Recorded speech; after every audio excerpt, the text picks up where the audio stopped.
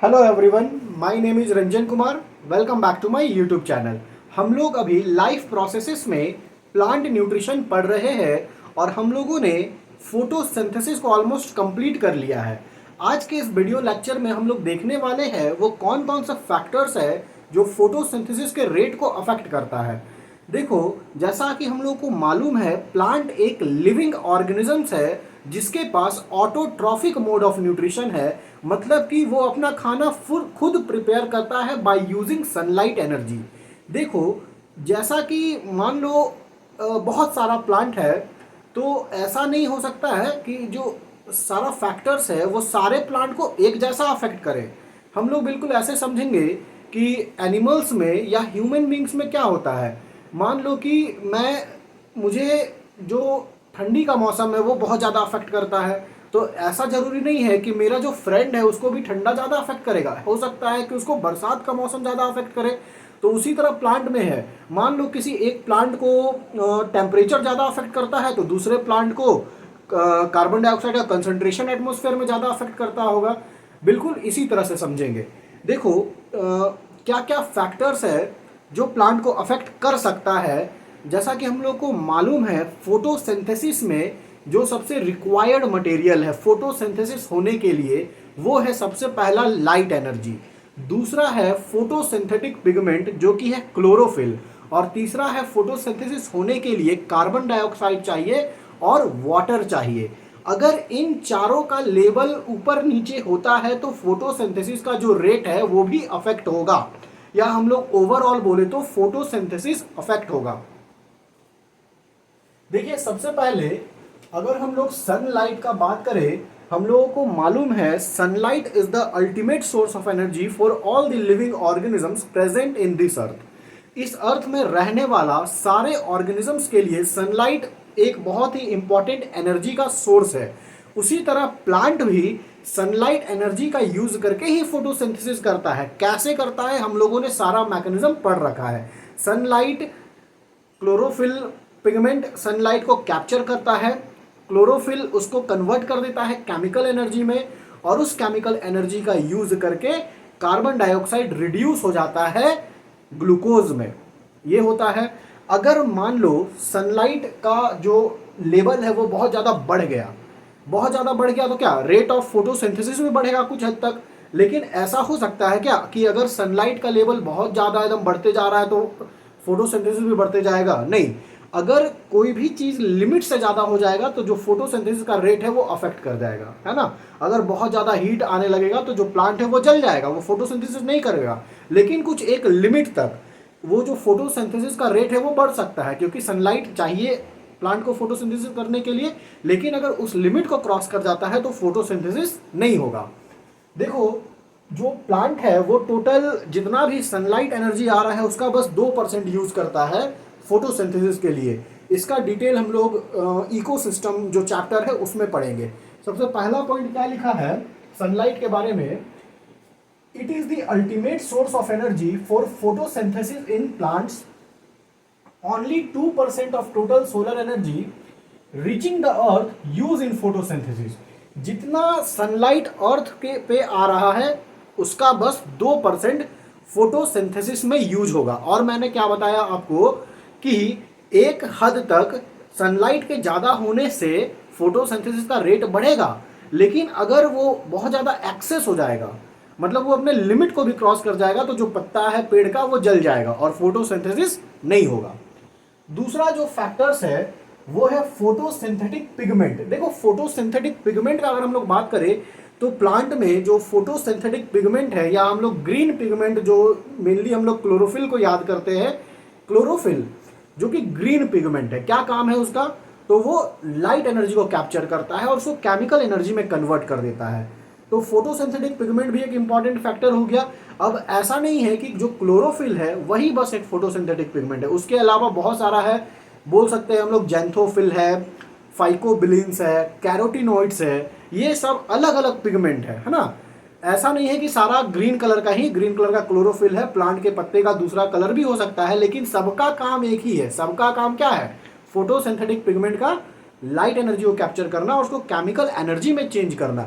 अगर क्लोरोफिल का amount leaf में सही है, या हम लोग बोल सकते हैं ज़्यादा अमाउंट में है तो फोटोसिंथेसिस का रेट बढ़ेगा, क्योंकि ज़्यादा क्लोरोफिल है वो ज़्यादा लाइट एनर्जी को एब्जॉर्व करेगा और उसको ज़्यादा केमिकल एनर्जी में कन्वर्ट कर पाएगा, जिससे कि ज़्यादा से ज़्यादा ग्लूकोज बनेगा। देखो, photosynthetic pigment serve as antenna. Antenna क्यों बोल रहे हैं? देखो, जैसे क्या होता है ना, हम लोगों के घर के ऊपर एंटीना लगा हुआ है, टाटा स्काई या कोई भी डिश टीवी लगा हुआ है, क्या करता है ना, सिग्नल को रिसीव करता है।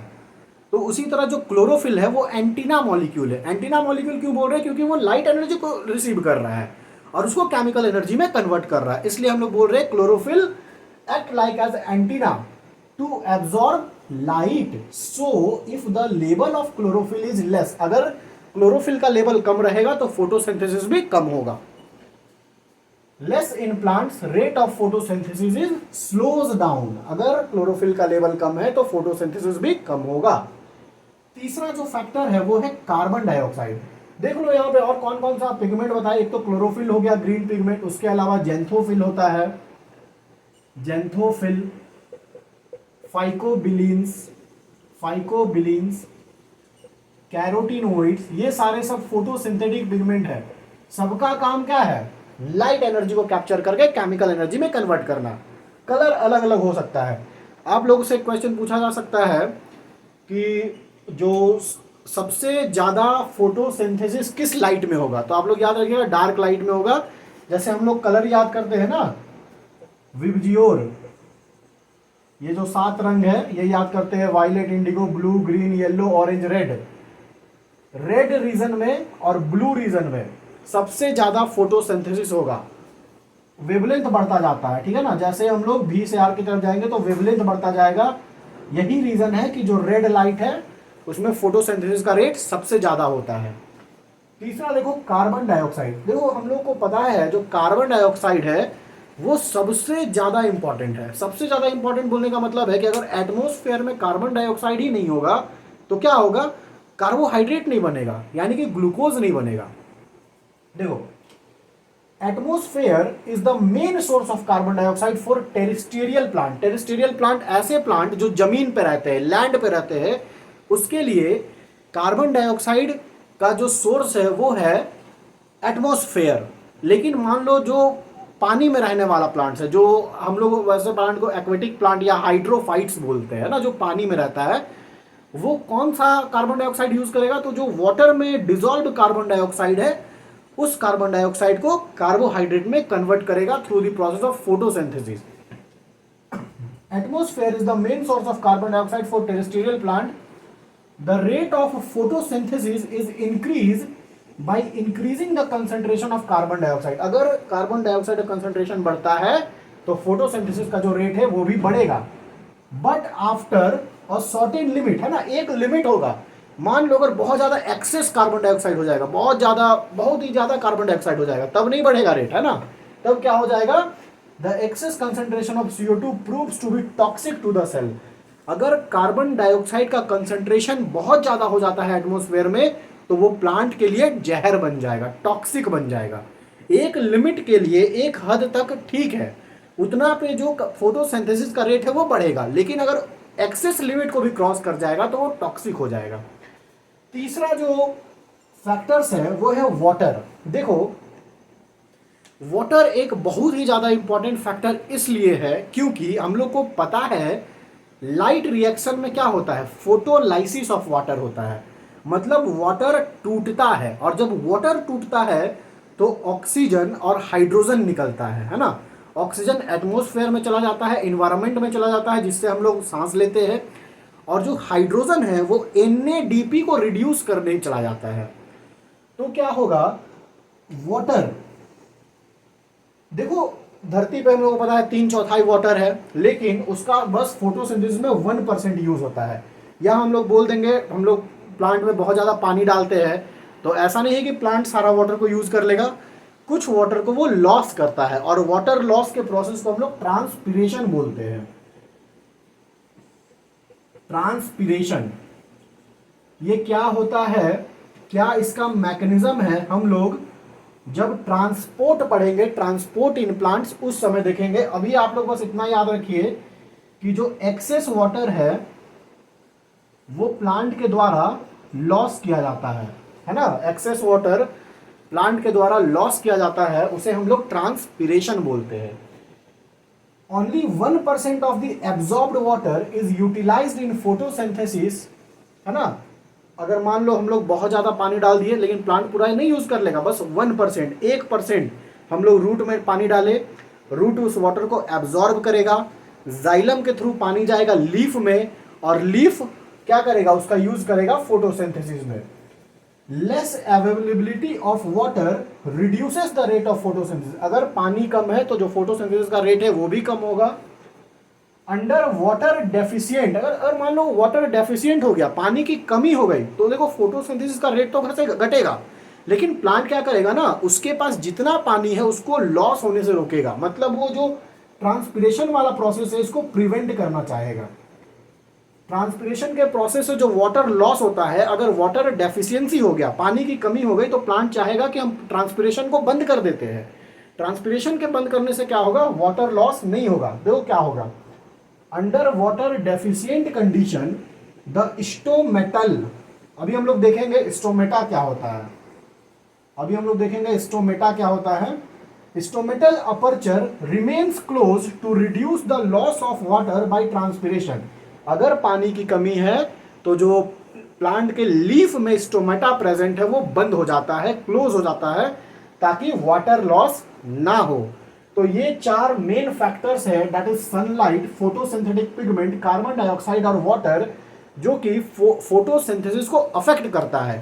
इसके अलावा जो मुझे याद आ रहा है एक फैक्टर है टेम्परेचर। देखो अगर हम बोलते हैं टेम्परेचर भी बहुत ज़्यादा बढ़ जाएगा ना, तो जो फोटोसिंथेसिस का रेट है वो अफेक्ट होगा। एक जो आइडियल टेम्परेचर है जिसमें फोटोसिंथेसिस बिल्कुल अच्छे से होता है वो है 25 degree Celsius to 35 degree Celsius.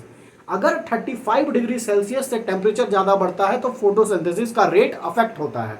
आप लोग याद रखिएगा जो आइडियल टेम्परेचर है फोटोसिंथेसिस के लिए वो है 25 degree Celsius to 35 degree centigrade, ठीक है ना, ये आइडियल टेम्परेचर है। तो ये सारे फैक्टर्स है जो फोटोसिंथेसिस को अफेक्ट करते हैं। अब देखो इसके बाद हम लोग देखते हैं स्टोमेटा क्या होता है। स्टोमेटा,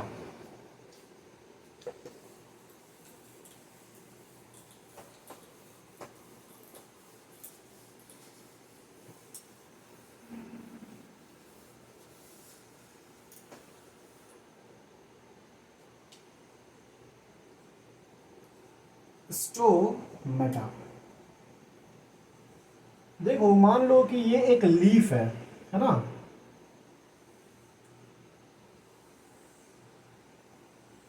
ये एक लीफ है। आपको पता है लीफ का कलर ग्रीन होता है, क्यों होता है, क्योंकि यहाँ पे क्लोरोफिल है।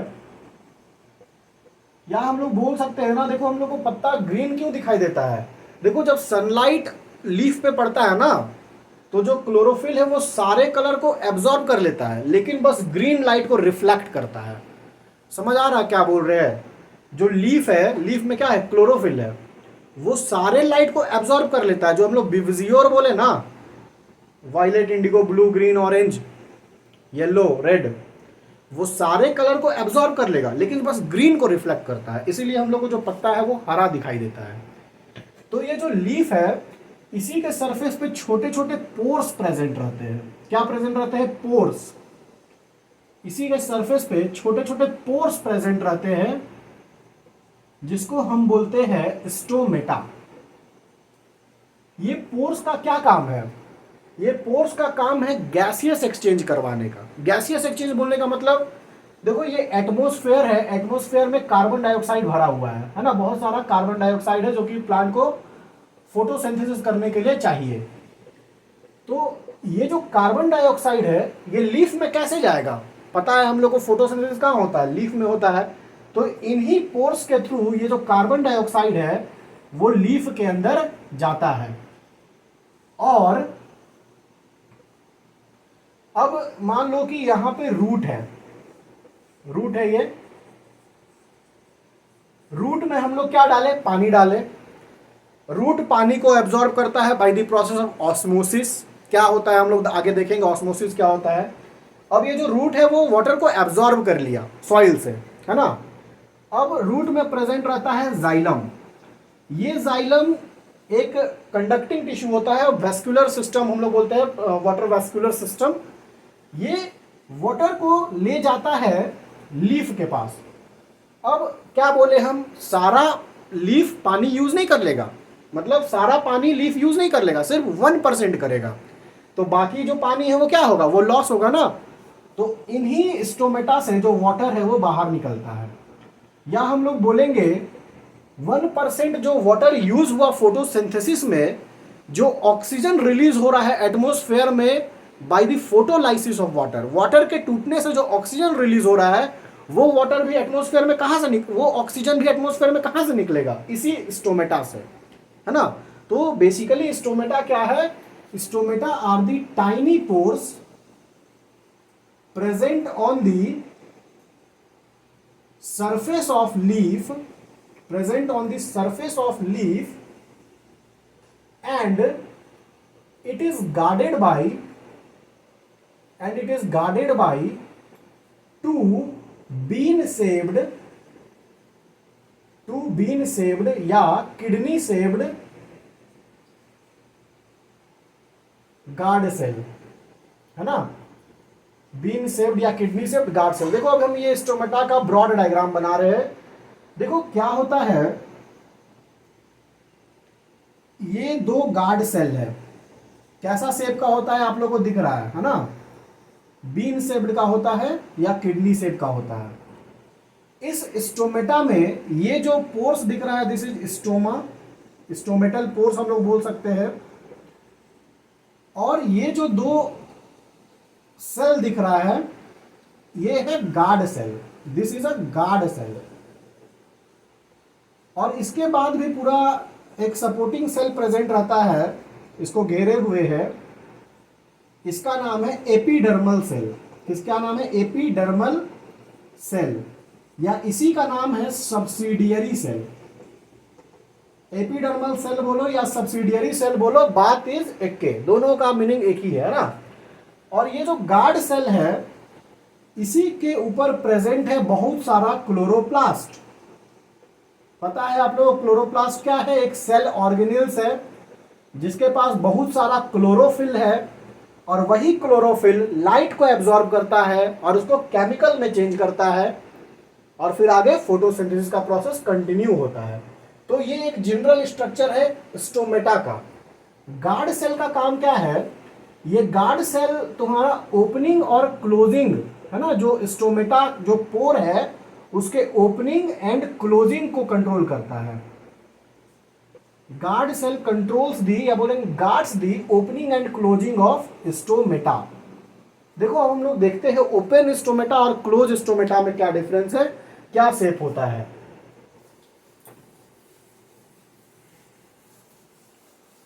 Open stomata and close stomata, ये एनसीईआरटी में दिया हुआ है, बहुत इंपॉर्टेंट चीज बता रहे हैं आपको, एग्जाम में आएगा। ओपन स्टोमेटा और क्लोज स्टोमेटा। देखो पहले डायग्राम बना लेते हैं ना, ये दो गार्ड सेल मैंने बना दिया, गार्ड सेल, अच्छा